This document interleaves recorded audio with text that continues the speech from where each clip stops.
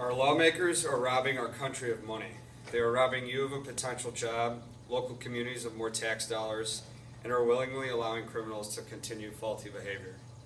Sports gambling should be legalized in the United States because the positive effects greatly outweigh the negatives. I have seen how effective legalized sports gambling can be in other countries, and I've also been exposed to the illegal sports betting here in the U.S.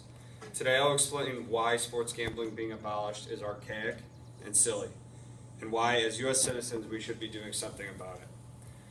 There are two laws in this country that prohibit legalized sports betting. First, there's PAPSA, or the Professional and Amateur Sports Protection Act. PAPSA was established in 1992, and it completely outlaws sports betting in all but a few states, who were grandfathered in. Congress believed that wagering on sports would diminish the public confidence in the fairness and authenticity of the games. More on this later. The second and older law is the Federal Wire Act of 1961. This statute was passed in a laughable attempt to combat organized crime. The act simply stated that no person was allowed to engage in wagering on wired communication such as telephone. It's entirely fair to say that these two laws have done nothing. Sports wagering takes place every single day in every single state at every hour. Nobody is stopping it, and nobody is seeing any benefits from this illustrious hidden industry. How much do you think is wagered on sports illegally every year? According to a report conducted at the University of New York, it is estimated that over $500 billion is wagered on sports illegally per year, and the American government does not see one dime of that. In 2013, Nevada, the only state that allows single-game sports wagering, generated $20 million in tax revenue. We consistently hear about states being tight or over budget, and I'm sure $15 to $20 million in extra revenue would help alleviate those headaches. This revenue would be given to individual states themselves, who could then allocate them to whichever resources they deem necessary. It would come at no extra hassle to citizens or even lawmakers for that matter.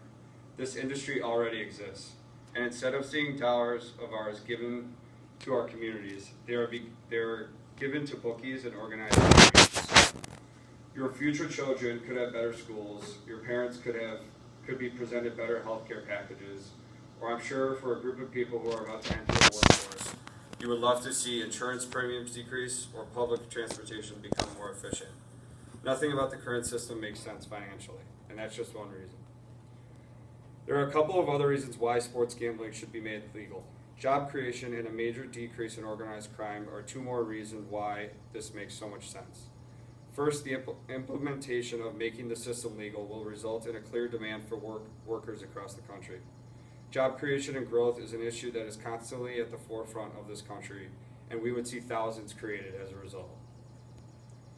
Atlantic City, New Jersey, where some forms of sports gambling are illegal, have seen increased revenue from local businesses solely because they experience new clientele as a result of their looser gambling rules.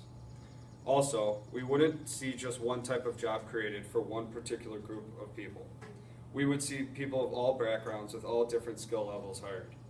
From vendors to computer programmers, people of all walks of life would benefit from this entirely. We would additionally see a decrease in organized crime. Even though we saw PAPSA implemented, attempting to eradicate crime, it actually did the opposite. What PAPSA did was create an enormous underground sports betting market. In 1996, Bill Clinton established the National Gambling Study Impact Commission, which focused on reporting facts surrounding the social and economic impacts of gambling in the U.S. In 2011, the NGIC reported Nevada accounted for $2.8 billion in sports wagers, and that was estimated to be less than 1% of yearly bets in sports. Crime rings that organize these black markets are alive, well, and extremely powerful. Two of the biggest mafia-affiliated families in New York, the Gambinos and Genoveses, are heavily tied to the sports gambling rings. These families take their huge profits from gambling rings and use them on other crimes such as loan sharking and extortion. Even though illegal sports wagering isn't your typical gruesome criminal activity, it opens the door for more threatening and illicit crime. So why would we enable that? The United States has a major advantage in having a close friend and ally operate a system that allows sports wagering.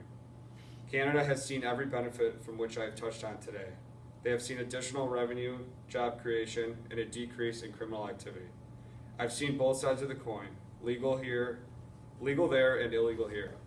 The U.S. has reason to see even larger benefits than Canada because Canada has some restrictions.